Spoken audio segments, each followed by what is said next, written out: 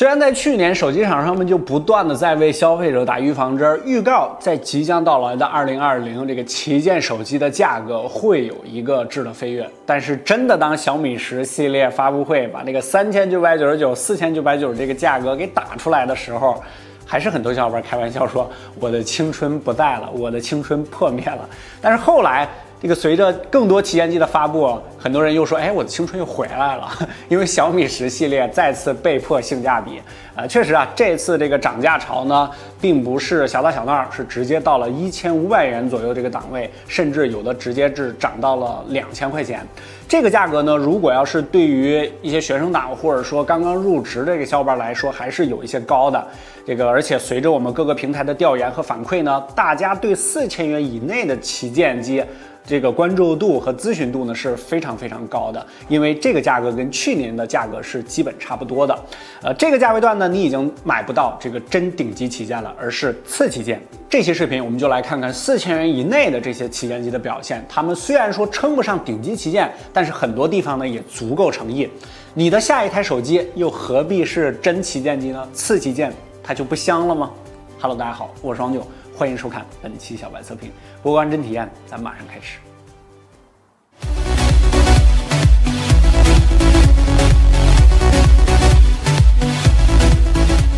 4000元以内的次旗舰手机，我们最终选择的是小米10、1+8、iQOO 3以及 realme X50 Pro， 而它们也是拥有着年轻属性的品牌。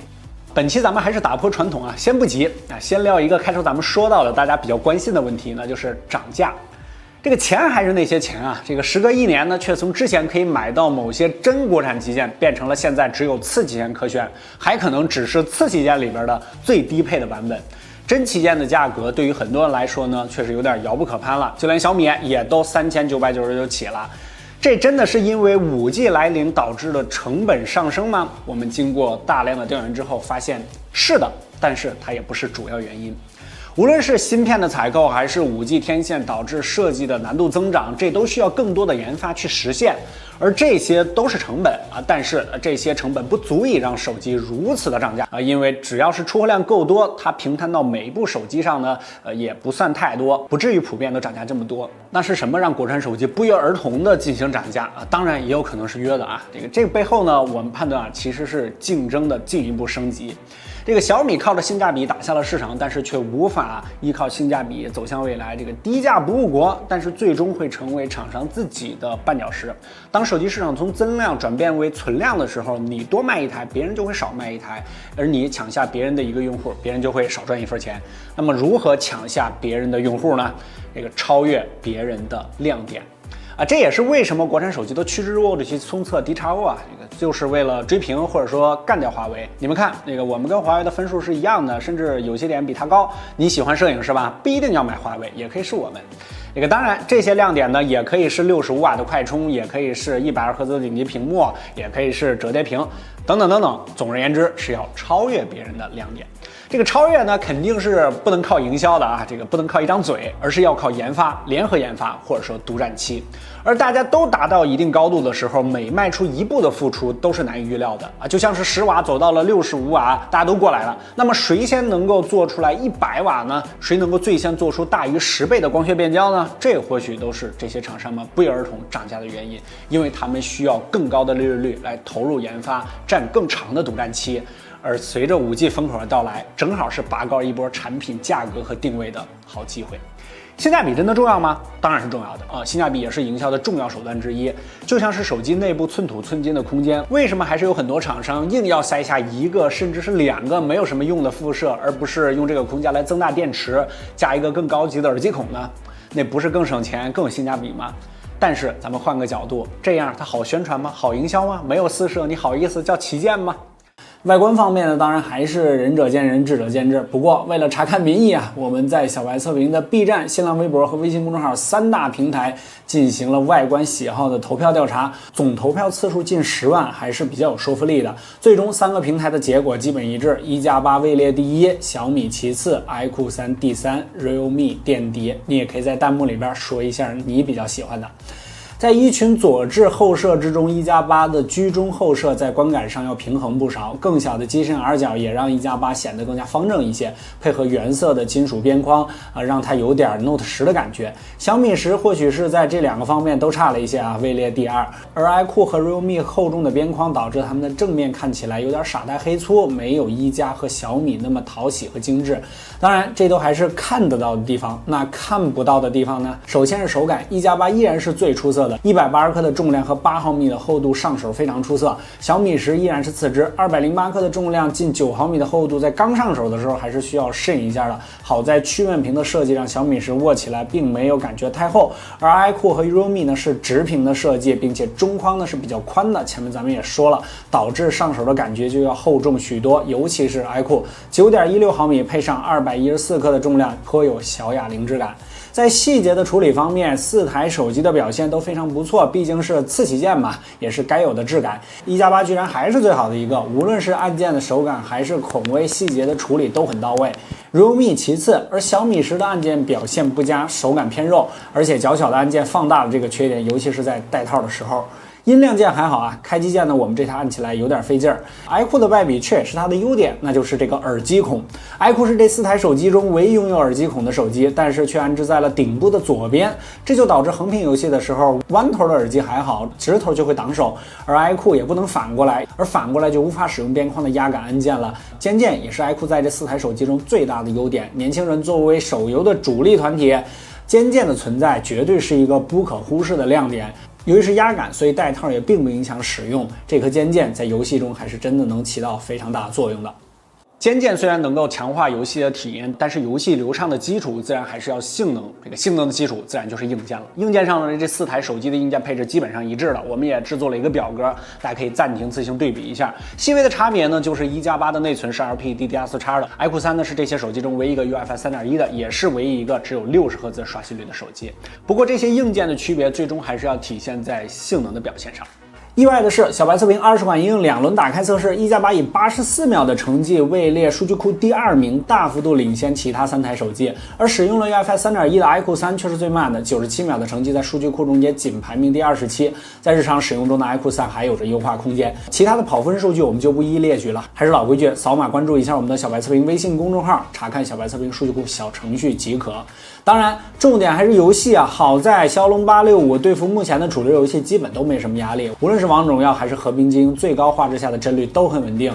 而90赫兹下，除了 iQOO 3，其他3台手机也都没有什么问题。但是问题来了，现在支持90赫兹的游戏还是比较有限的，而在热门的和平精英下，90赫兹和高画质不可兼得，你又会选择哪一个呢？我们又做了一个小调查，最终90赫兹加流畅超过了60赫兹加高清的选项。而随后的发热测试，我们都以90赫兹加流畅为主。而 iQOO 由于没有90赫兹，1加8的和平精英还没有适配高刷，所以他们俩都以60帧加上 HDR 高清进行测试。先给大家5秒钟弹幕猜一下谁表现最好，谁表现最坏。5、4、1，好，在我们1个小时40分钟的测试之中，室温24度的情况下，iQOO 3在整个测试之中发热一直是最低的，小米10其次，而1加8则是全程最高温垫底啊。1加8的轻薄多少也为散热做了妥协。除了发热要低，续航也同样重要，毕竟年轻人都是轻装上阵，谁都不想带充电宝。iQOO 3自然是表现最佳 ，Realme 在几台手机中电池最小的，耗电量也有40%啊。但是换算一下啊，耗电要比小米10还要小一点，小米10才是游戏上的耗电大户。小白测评5小时重度续航测试上也确实如此，小米10垫底 ，iQOO 3最好，毕竟在日常使用中 iQOO 只有60赫兹，其他都是90的，而小米104780毫安时的电池还有不小的优化空间。除了续航，充电同样重要，随手一充游戏数小时，那不是极好的事儿吗 ？Realme 凭借65瓦的双电芯快充，仅耗时36分钟就充满了 ，iQOO 的55瓦也耗时48分钟，小米10的30瓦耗时55分钟。虽然1加8也是30瓦的，但是它这个要耗时67分钟，而且它的电池还要比小米10的要小，表现确实不佳。玩游戏这个除了帧率和续航，屏幕也是非常重要的。好在这4台手机呢都是三星的钻牌，这个大家不用担心抽奖的问题。这个当然依然还是有2个遗憾，首先是这个小米10的 PPI 呢只有386，这个换算下来呢实际 PPI 是315，这个显示精度上呢照其他3台稍微要差一些。而另外一个遗憾就是 iQOO 这边了，也是被 diss 了很长时间了啊，就是它没有上高刷，这个是非常明显的一个缺憾吧。在屏幕的素质上，大家的表现差距并没有那么大，都支持 sRGB 和 P3 色域，也都支持色彩管理。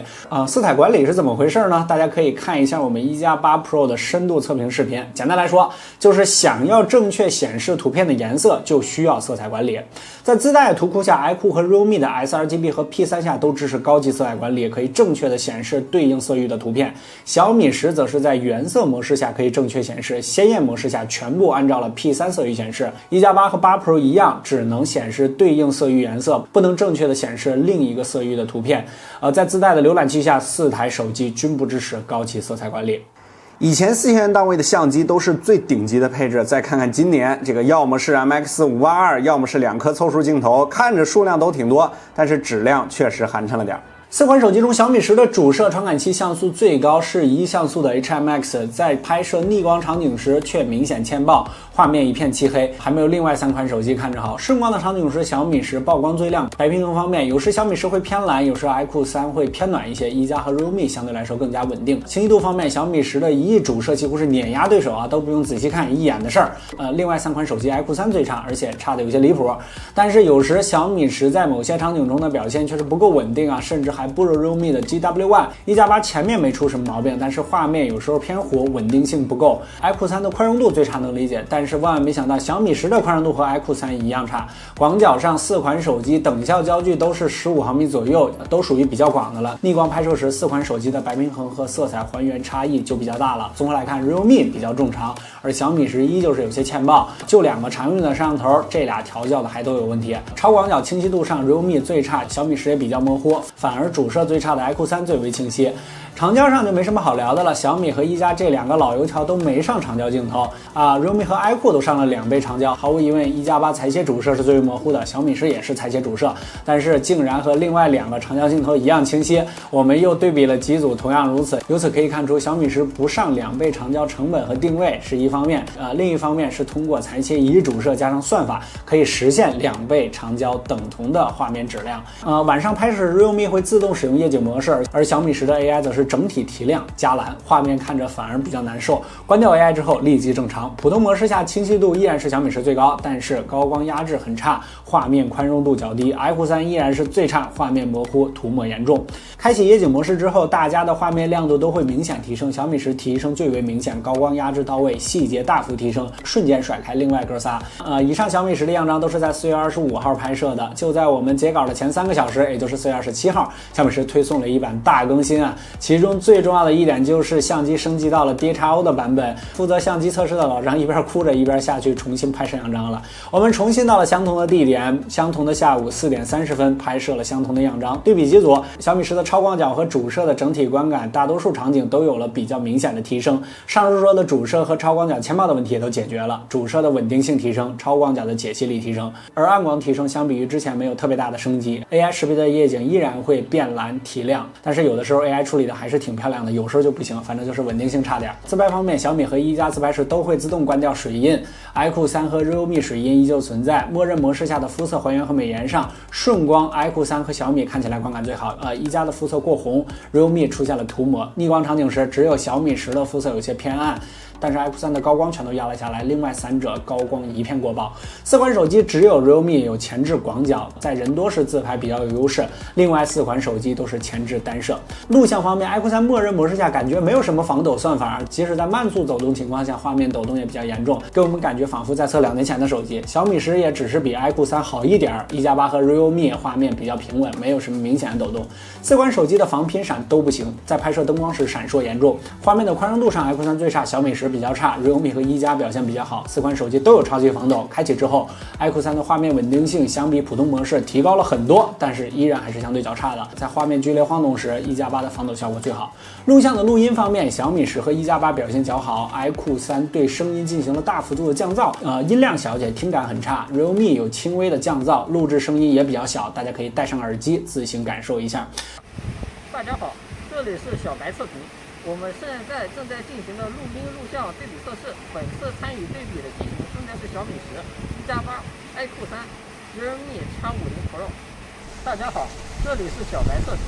我们现在正在进行录音录像对比测试，本次参与对比的机型分别是小米10、1+8、iQOO3、Realme X50 Pro。大家好，这里是小白测评。我们现在正在进行录音录像对比测试，本次参与对比的机型分别是小米10、1+8、iQOO3、Realme X50 Pro。大家好，这里是小白测评。我们现在正在进行录音录像对比测试，本次参与对比的机型分别是小米10、1+8、iQOO3、Realme X50 Pro。OK， 相机咱们简单总结一下啊。本来想说4款手机在拍照和录像方面都各有各的毛病啊，但是小米10呢这次可算是卡着点儿推送了新系统啊，基本上把我们上面说到的拍照的毛病全部都给干掉了，发挥出了这一主摄真正的实力。晚一天可就是完全不同的结果了。其他这几台机器呢都各有各的毛病，而且呢这4台机器包括小米10在内啊，它们都有一个比较大的问题，那就是稳定性不太强，尤其是在我们体验了一段时间，比如说 Find X2 Pro、1+8 Pro 或小米10 Pro 这样的大哥级旗舰之后，这些次旗舰它的这些问题就更加的凸显。确实啊，我们用了一圈，跟它的大哥们确实还要有一些差距，而且有些机器这个差距还比较大。目前这4台机器表现不错的，我们觉得是小米10。硬件都聊完了，咱们再说一下软件啊，就像是驾驶者和跑车一样，同样的车，不同的人，不同的调教和喜好，跑出来的速度也不一样。这里再捞一下我们之前的8大系统横屏，不会被打吧 ？OK， 咱们先从1+说起啊，跟我们1+8 Pro 那期聊的一样啊。对，其实你可以再看一下1+8 Pro 那期深测啊。正式开始啊，这个轻 OS 主打的是轻快，也确实如此。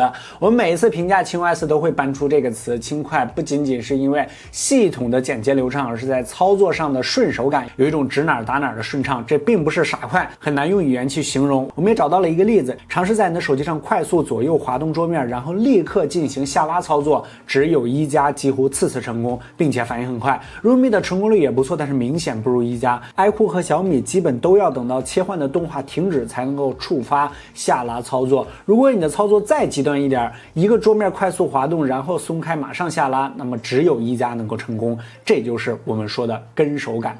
这也符合我们这段时间对这4台手机的体验啊。1加确实是轻快 ，Realme 继承了 OPPO ColorOS UI 体验也比较出色，小米还停留在 MIUI 11啊。这个 MIUI 12呢，公测已经发布，但是现阶段的 bug 还是比较多的。动画确实进步，几乎可以说让我们看到了下一代高刷 UI 的一个大的方向。但是现在小米10 Pro 还比较爽 ，K30 Pro 对于60帧的优化还比较初级，建议大家等一等再更新 MIUI 12。而 iQOO 这边呢也非常快，但是有点傻快。UI 这边呢4家各有特色，这个很多用户呢会说这个不好看，你换个主题不就完了吗？其实大多数用户呢并不会更换主题啊，比如说我用哪台手机都是默认的。在我们小白测评微博和 B 站的投票之中，使用原生主题的用户投票数远远超过第三方主题。你要知道，看视频的你，订阅我们的用户都是机油党或者说重度的爱好者，他们尚且如此，更别说普通用户了。在自带主题方面，4台手机都有着极大的自定义选项可供你改变。第三方的主题1加这边呢是可以下载图标包的，其他家也都有不错的主题。小米 C 位胜出啊，因为小米主题全部免费。如果你经常换主题啊，这一点或许你比较喜欢。OK 啊，如果之前你使用的是第三方桌面，那么 iQOO 和 Realme 就不太适合你了，因为他们不支持第三方的桌面。小米只支持白名单，而1加在这一块呢是比较开放的，没有什么限制。年轻的群体好看很重要，游戏加成这边也很重要。iQOO 这边呢主打游戏确实表现最佳，游戏空间的功能最多，画面优化、变声小姐姐、4D 帧感等等等等应有尽有，甚至这游戏空间本身都是一个游戏。这个玩游戏、看资讯还能收能量、解锁星球和挂件，一切都是为了游戏。小米10这边也不甘示弱，功能齐全，可以快速开启最近使用的多个程序，等待加载的时候也不寂寞。Realme 的功能偏少一点，小程功能也只支持微信和 QQ， 不过好在还是有机会变成小姐姐的。1加的游戏加速真的是游戏加速，并没有太多的功能，小程功能也只有在有消息的时候开启，在4台手机中呢稍显简陋一些。最后还有一个就是双扬声器，好的双扬声器无论是在玩游戏还是看电影的时候加成还是不小的，尤其是现在很多手机还都没有耳机孔，具体怎么样大家耳听为实。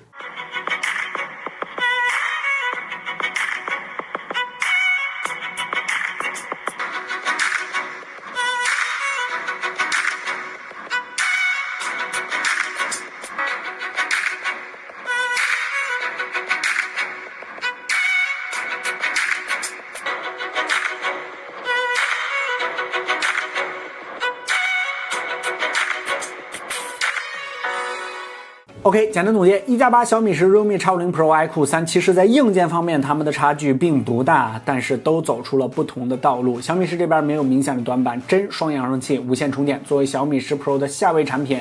10 Pro 的许多亮点，小米10也都有。很明显，小米10的定位是给那些想要小米10 Pro， 但是囊中有些羞涩的人。硬件性价比依然很高，小米还是那个小米，没有忘记那群跟着它一路走来的粉丝的小米。1+8则明显不是1+8 Pro 的下位产品，独特的颜色，不极致的配置，不是 LPDDR5， 没有120赫兹的屏幕，也没有长焦镜头。1+8并没有因为缺个 Pro 就显得更加性价比，反倒是显得 Pro 更加有诚意。但是1+8是明显想要给那些这个不是太重视参数，但是对外观 ID 方面设计要求比较高，轻薄精致，不那么重视游戏的用户。iQOO 的特点最鲜明，长板短板都很突出，无论是功能还是设计 ，iQOO 虽然不说，但明显都要更讨好游戏用户。也正因为选择了这个方向，相机真的是扫个码就够了。这是 vivo 面对市场的思考，就像是当初 X 系列主打 HiFi， 甚至带动上游产业 ，iQOO 主打游戏，但是也没有宣传成游戏手机，因为游戏手机这4个字好像有点太好玩，不太正经。但是玩家都会懂的。60赫兹的屏幕成为了这款手机最大的一个缺憾。iQOO Neo 3的诞生就仿佛想要弥补 vivo 的这个遗憾。在写到 realme 的时候，我们也有些疑惑啊，因为它确实在国内市场的存在感并不是太高，拥有着不错的性价比，甚至是同价位段最高的性价比，它一点也不弱于小米。但是整个机器没有给人那种非常凸显的亮点，最明显的就是65瓦快充和前置广角。realme 面对的是喜欢自拍的人群嘛，但是它的口号又是竞速旗舰，又表达了 realme 想要进攻别的方向，整个机器让我们感觉有一点点小矛盾，定位并不是那么的清晰。纵观今年的手机市场，涨价的背后呢，还有一个重要的因素，就是经历了一段存量市场的竞争之后，用户的需求变高了，也就是用户的口味更刁了。这些当初用着1000多、2000多手机的这个米粉、妹友、加油等等等等，他们都长大了，他们的囊中呢不再羞涩，是吧？啊，我知道是的，他们有着更高的这个需求啊。之前市场上缺5000块钱甚至1万块钱的旗舰吗？啊，也都不缺。三星、苹果呢一直都在。现在呢，轮到了国产机上位了，而且国产机还把红海的战场也带到了这些价位段。今年的市场，大家已经看到了各种顶级配置，它已经变成了厂商试探消费者消费能力究竟有多大，试探消费者愿意承担手机价格的天花板到底有多高的这个竞赛了，这样才能在自己未来的产品定价上有更高的上弹空间。这么看来，手机厂商不约而同的涨价，更像是在赌一场大家都不得不参与的赌局。你不上这一轮涨价的牌桌，在下一轮花大价钱要拼自研、拼更长独占期的时候，就更没有机会了。OK， 更多精彩，关注我们的 B 站、新浪微博和微信公众号，都搜索小白测评。尤其是我们的微信公众号，3天物流退货，180天保修，我们的小白品商城也在里边，我们的数据库也在里边。这4台机型还有更多这个价位的机型没有参与到这期视频里边的，包括荣耀的、华为的一些机器，我们都已经更新到了小白测评数据库里边。博观真铁，小白测评，我们下期视频再见，拜拜！祝大家5一假期愉快，注意防护。